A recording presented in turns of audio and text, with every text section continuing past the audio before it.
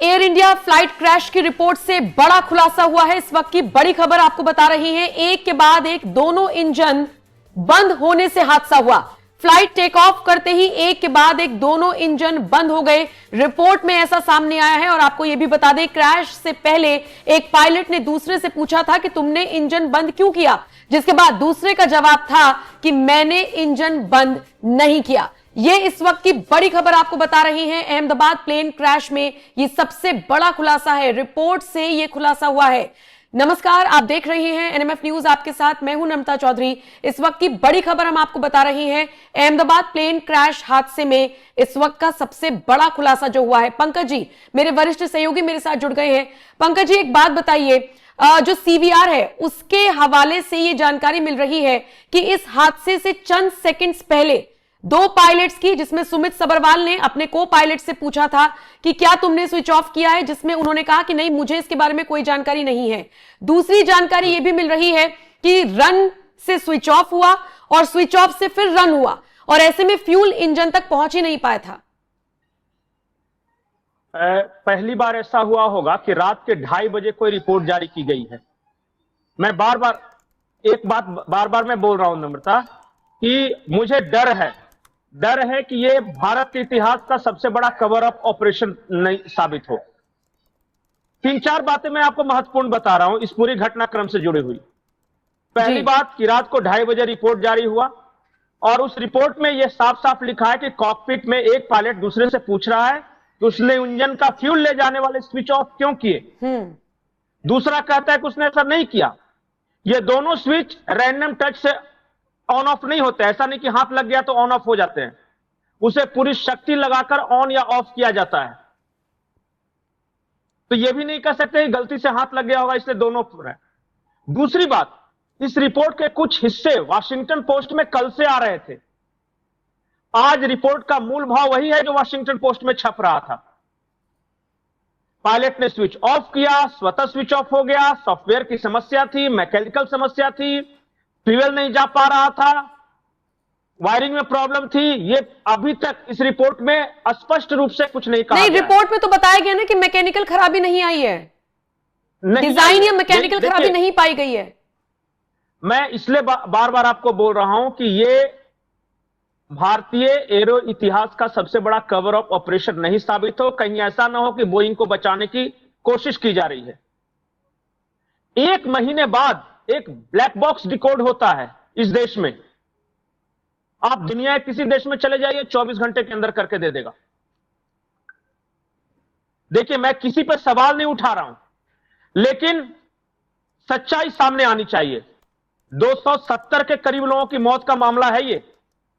अगर एक पायलट को दोष देकर मामले को रफा दफा किया जाएगा तो यह गलत है। बोइंग का इंजन एक साथ दोनों इंजन नहीं बंद होता। अगर एक इंजन बंद भी होता है तो दूसरा चालू रहता है, वो आपात स्थिति के लिए ही बनाया गया है। अगर इंजन में फ्यूल सप्लाई नहीं हो रहा है तो यह पायलट नहीं कर सकता, कम से कम को पायलट नहीं कर सकता यह काम। ऐसा नहीं कि तो एक बंद कर दिया और दूसरा बंद कर दिया, ऐसा नहीं होता। उसके साथ एक पायलट बैठा हुआ है, वो करते हुए देखेगा, तुरंत मना करेगा। इसका मतलब यह है कि कुछ तो ऐसी गड़बड़ी हुई जिसमें इंजन तक ईंधन नहीं पहुंच रहा था, जिसकी वजह से एक के बाद एक दोनों इंजन बंद हुए हैं। और सबसे बड़ी बात, कॉकपिट में पायलट्स के बीच में जो बात हुई है पंकज जी, वो भ्रम की स्थिति पैदा कर रही है। जब एक प्लेन उड़ान भर रहा है और अगर उसमें पायलट्स के बीच में भ्रम की स्थिति है, क्या इनिशियल स्टेज पर भी ऐसा रहा होगा? इनिशियल स्टेज पर तो सब कुछ चेक होकर चला होगा ना। बिल्कुल, इसलिए तो मैं बोल रहा हूं, पायलट चेक नहीं करता। पहली बात, वो ऊपर जाके सिर्फ देखता है कि एवरीथिंग इज वर्किंग वेल और नॉट। लेकिन जो असली मैकेनिकल जो चेकिंग है वो ग्राउंड स्टाफ करता है। मैं बार बार शुरू से डे 1 से ये बोल रहा हूं कि अगर इंजन में ईंधन सप्लाई नहीं हो रहा है तो ये पायलट का काम नहीं है देखना। किसी ने छेड़छाड़ की है, कैसे छेड़छाड़ हुई है, माल फंक्शन हुआ, पुराना बोइंग था उसकी वजह से हुआ है, ये मुझे नहीं पता। लेकिन मैं बार बार ये बोल रहा हूं कि कहीं ऐसा ना हो कि यह रिपोर्ट बोइंग कंपनी को बचाने के लिए जारी की जा रही हो। एक पायलट को गलती बताकर पूरे मामले को रफा दफा न किया जा रहा हो। मैं जिस दिन यह घटना हुई थी उसी दिन मैंने कहा था कि कुछ तो बहुत बड़ी गड़बड़ी है। और उसी दिन आपने और मैंने डिस्कस किया था, जिसमें आपने जिक्र किया था टर्किश कंपनी का, कि टर्की की एक कंपनी है और उसको जब बंद किया गया उसके बाद कितने 100-150 लोग आपने बताए थे, 450 लोग बताए थे कि वो एक दिन मतलब जब हुआ था, ये घटना हुई थी उसके 2 दिन पहले अहमदाबाद एयरपोर्ट पे 150 लोगों को रिक्रूट किया गया था उस कंपनी से। सिविल कंपनी कुछ नाम है उसका। मैं बार बार ये बोल रहा हूं कि उस जहाज के साथ छेड़छाड़ हुई है। किसने किया है इसका पता लगाना सरकारी एजेंसियों का काम है। यह नेचुरल नहीं था।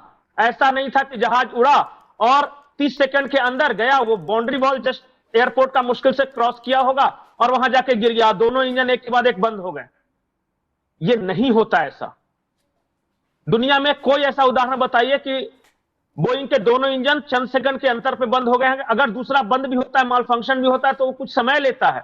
इसका मतलब कि बाहरी छेड़छाड़ की गई है उस इंजन के साथ। और मैं इसे बार बार बोल रहा हूं कि यह सबोटाज था, वो नेचुरल घटना नहीं थी। और बार बार देखिए, धीरे धीरे एजेंसियां उसका इशारा कर रही हैं कि नहीं। कई पूर्व पायलट इस बात को लिए, सिविल एविएशन एक्सपर्ट ये कह रहे हैं कि दोनों इंजन सीज होना वंस इन ए बिलियन ऐसा हो सकता है, लेकिन आज तक नहीं हुआ। ये मैं पूर्व पायलटों की बात कर रहा हूं।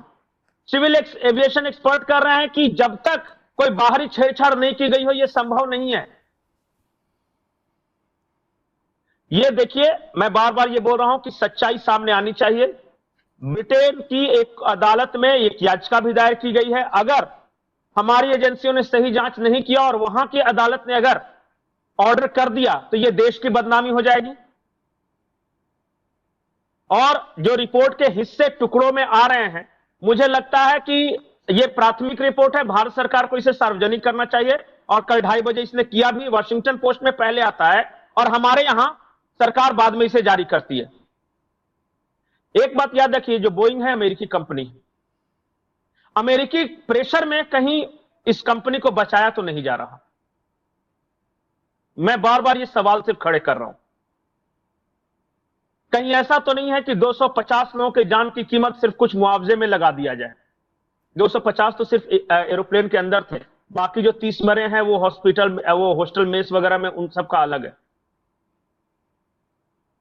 मैं जिस दिन ये घटना हुई और जितने भी मैंने देखे सिविल एविएशन एक्सपर्ट्स के, वो कह रहे हैं कि ये आश्चर्यजनक है कि एक जहाज बोइंग जो कि इतनी लंबी दूरी की यात्रा कर रहा हो, वो अहमदाबाद से जाने वाला है लंदन, और वो सारा चेकिंग के बाद उड़ता है और अचानक जो पायलट है 3 शब्द प्रोनाउंस करता है, मेडे मेडे मेडे, और 30 सेकंड के अंदर वो जाके गिर जाता है। और 30 सेकंड के अंदर, फ्लाइट जब उड़ रहा था, इंजन काम कर रहा है, लेकिन जैसे ही टेक ऑफ किया पहला इंजन बंद होता है और कुछ सेकंड के बाद दूसरा इंजन बंद होता है। पहला इंजन बंद होते ही जो सबरवाल साहब थे, कहते हैं इंजन क्यों बंद किया? उसने कहा मैंने कुछ नहीं किया है। स्पॉन्टेनियस रिएक्शन था कि मैंने नहीं किया है।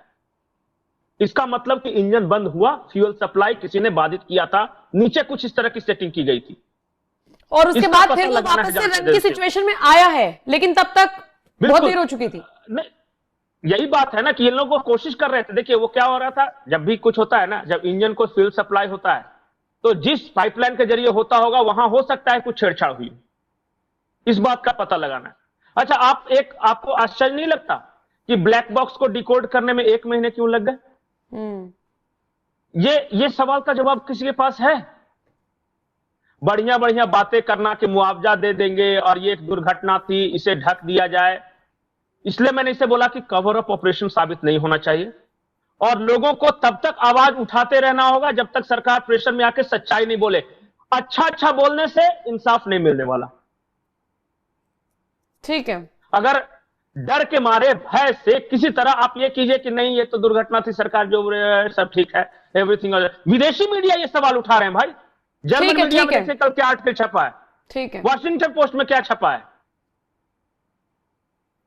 मैं बोल रहा हूं कि देखिए सच्चाई सामने आनी चाहिए और सिर्फ ये कह देने से कि इंजन में फ्यूल नहीं पहुंच रहा था और एक पायलट ने दूसरे पायलट से कहा, नहीं, ये हो नहीं सकता। मैं बार बार बोल रहा हूं कि इसको आतंकवादी घटना के एंगल से भी जांच की जानी चाहिए, जो कि अब तक नहीं हुई। मैंने बार बार पहले वाले वीडियो में बताया था कि ये दावा किया जा रहा है, एक CIA की एजेंट थी, मुझे नाम मैं भूल गया, उसने ट्वीट किया था 2 दिन पहले कि भारत में कोई बड़ी विमान दुर्घटना होने वाली है और उसके बाद भी विमान दुर्घटना हुई है। सबा करके कुछ नाम, हाँ सबा एडम्स थी, एडम्स थी, अब मुझे याद आ गया। अब वो साउथ एशिया में CIA का पूरा ऑपरेशंस देखती थी। ठीक है, हम आंख क्यों मूंद लेते हैं किसी बड़ी घटना पे? हम इतने लापरवाह क्यों हैं? हमारे यहां जान की कीमत क्यों नहीं है? 10 इधर मर गए, 20 उधर मर गए, 50 उधर मर गए, चलो 2-4 दिन पेपर में आ गया, खत्म। फाइनल निष्कर्ष बताइए, कितनी घटनाएं, ऐसी दुर्घटनाएं इस देश में जिसका फाइनल निष्कर्ष हमने डिस्कस किया है इस मीडिया ने? बालासोर वाले ट्रेन एक्सीडेंट का हुआ क्या? इतने सारे पुल पुलिया रोज बह रहे हैं, कभी सुना है कि फाइनल रिपोर्ट आई, उसमें क्या निकला? बस दुर्घटना हो गई, हाय देखो रो रहा है, फलाने की बीबी चली गई, फलाने का बेटा मर गया, हाय हाय हाय, बस यही होता है क्या? जांच रिपोर्ट फाइनल आनी चाहिए, पुख्ता आनी चाहिए कि हुआ क्या और क्यों हुआ, भविष्य में ऐसा क्यों नहीं होगा। ठीक है, और प्लेन क्रैश पर जब तक फुल एंड फाइनल रिपोर्ट नहीं आ जाती, जब तक पूरा निष्कर्ष नहीं निकल जाता, तब तक क्या कहा जाए? सिर्फ सवाल उठाए जा सकते हैं, जैसे कि पंकज जी आप उठा रहे हैं। बहरहाल जो भी अपडेट आती रहेगी पहुंचाते रहेंगे, बस इसी उम्मीद के साथ कि कोई ना कोई निष्कर्ष जरूर निकले। बहरहाल बने रहिए NMF न्यूज के साथ। नमस्कार।